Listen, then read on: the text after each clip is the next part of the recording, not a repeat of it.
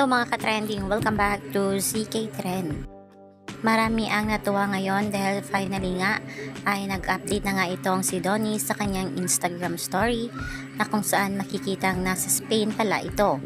Marami ang napawaw at na-amaze sa galawan nga ni Donnie dahil kung matatandaan nga ay nagpunta nga ito ng Switzerland para lamang ay hatid si Belle. Kaya naman pala sa mga latest update ni Belle ay wala si Donnie dahil nagpunta pala ito ng Spain at inihatid lamang siya sa Switzerland. Dream destination nga ng Don Belle ang Switzerland at kahit may work si Donnie sa Spain ay sinigurado nga niyang magkasama silang dalawa ni Belle na tumungtong sa Switzerland. Nag-dinner at pagkatapos ay pumunta agad si Donnie sa Spain. Pwede namang dumiretso si Donnie straight to Spain from Milan para nga naman ay magkaroon ito ng time para makapagpahinga. Pero hindi ito ginawa ni Donnie.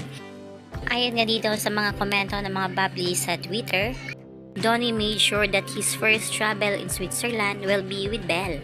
He said it a million times that Switzerland is their dream destination, so even for a short period of time, he went with her and had dinner with her in their dream destination.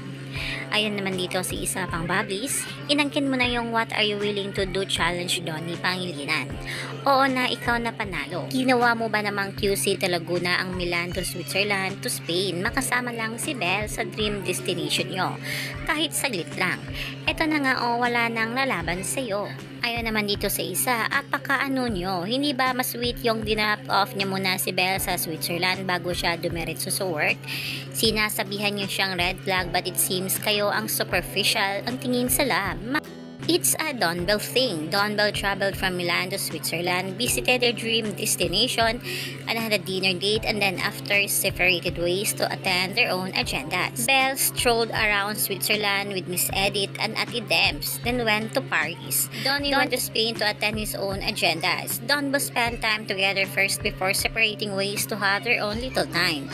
Oh, to relationship like this. At narito pa nga ang ilang mga komento ng mga bubbly sa talaga namang nag-iwan ng kilig sa mga manonood.